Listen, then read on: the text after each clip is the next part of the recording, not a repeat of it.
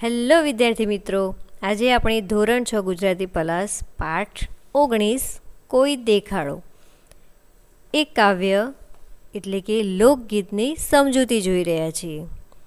આ કાવ્યમાં કૃષ્ણ માટે આતુર ગોપી ભાન ભૂલીને દોડે છે, પરંતુ કૃષ્ણ એને ક્યાંય મળતા નથી.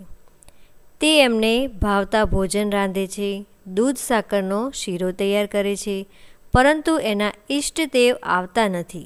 ત્યારે તે લાગણીભીના શબ્દોમાં કહે છે, મને કોઈ તો દેખાડો દીનાનાથ રે લોલ. આમ આ કાવ્યમાં સ્નેહ અને વીરના ભાવો સુંદર રીતે નિરૂપણ પામ્યા છે. મારી શેરીએથી કાનકુંવર આવતા રે લોલ, મુખેથી મોરલી વગાડતા રે લોલ. હું તો ઝબકીને જોવા નીસરી રે લોલ, ઓઢ્યાના અંબર વિસરી રે લોલ.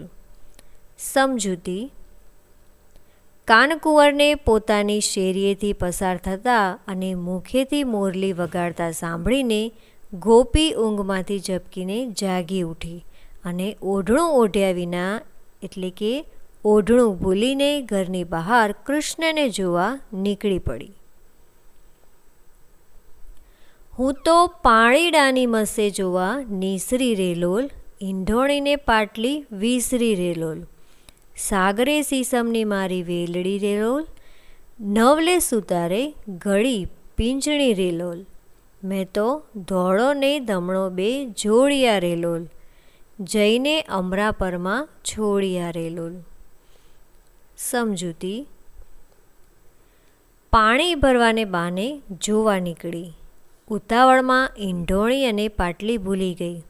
નવલા સુતારે સાગને સીસમમાંથી ઘડેલી વેલડી એટલે કે પીંજણીને ધોળો અને ભૂખરો એમ બે બળદ જોડ્યા. એમાં બેઠી અને અમરાપુરી ગઈ, ત્યાં બળદ છોડ્યા, ત્યાં પણ નંદલાલ નજરે ના પડ્યા. અમરાપરના તે ચોકમાં દીવા બળે રે લોલ, મેં તો જાણ્યું કે હરી અહીં વસે રે લોલ. સમજૂતી: ત્યાં અમરાપુરીમાં ચોકમાં દીવા બળે છે, નગર જળહળ જળહળ છે. ગોપીએ જાણ્યું કે હરી અહીં વસે છે.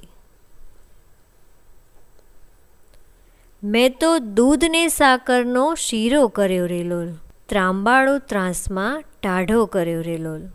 હું તો જમવા બેઠી ને જીવણ સાંભળ્યા રે લોલ, કંઠેથી કોળિયો ન ઉતર્યો રે લોલ.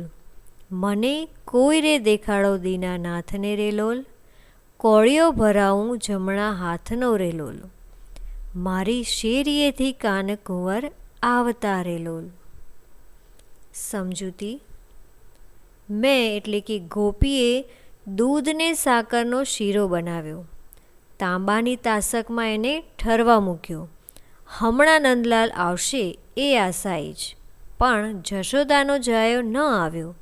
હું એટલે કે ગોપી જમવા બેઠી ને જીવણ એટલે કે કૃષ્ણ સાંભળ્યો. એના વિના ગોપીના કંઠથી કોળિયો ગળામાં નીચે ન ઉતર્યો. મને કોઈ દીનાનાથના દર્શન કરાવો, હું જમણા હાથથી એને કોળિયો ભરાવો. મારી શેરીએથી કાનકુંવર આવતા રે લોલ.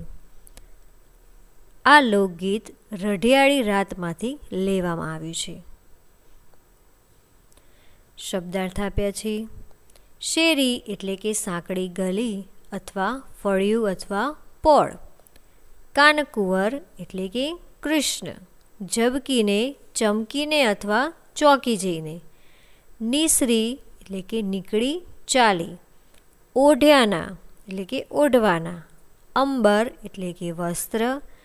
પીંજણી પૈડા પરનું ઢાંકણ.